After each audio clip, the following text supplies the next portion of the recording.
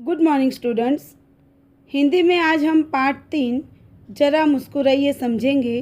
जो चुटकुले हैं। चुटकुले हंसी मजाक के लिए बहुत आवश्यक हैं।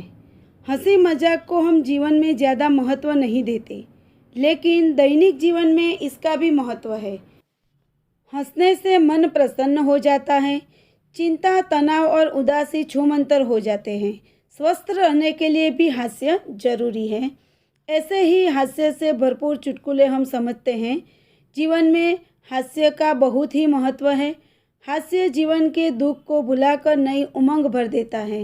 हंसने से हमारा स्वास्थ्य अच्छा रहता है। आइए कुछ ऐसे चुटकुले पढ़ें कि जो आपको मुस्कुराने के लिए मजबूर करेंगे। पहला चुटकुला, मालिक किराएदार से कहते हैं।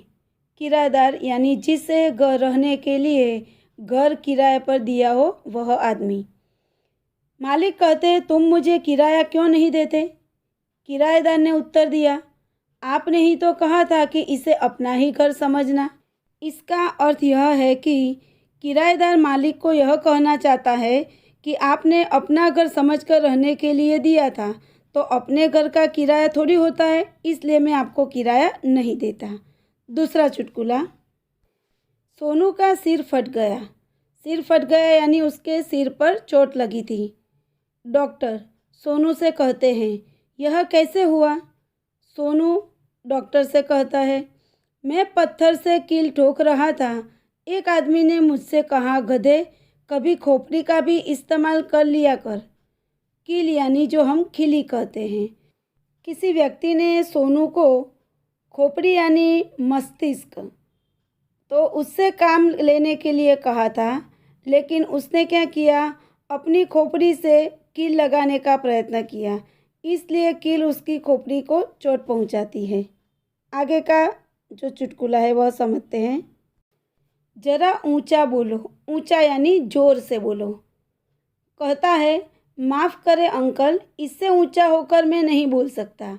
आप चित्र में देख सकते हैं कि वह मेज पर चढ़कर बोलता है, लेकिन यहाँ ऊंचा बोलने का अर्थ है जोर से बोलना। इसके नीचे का जो चित्र है उसका चुटकुला समझते हैं। डब्बू, इतिहास में तुम फेल कैसे हो गए? पिताजी ने पूछा। तो वह उत्तर देता है, क्योंकि सभी प्रश्न उस समय के पूछे गए थे जब मैं पैदा भी नहीं हुआ था। मतलब कि इतिहास में जो भी घटनाएं घटी है उसके बारे में जो पूछा गया है उसकी जानकारी मुझे नहीं है, क्योंकि उस समय मेरा जन्म भी नहीं हुआ था। अब आगे का चुटकुला है। मुन्ना कहता है, पापा, कल मैंने रात के 1:30 बजे तक पढ़ाई की।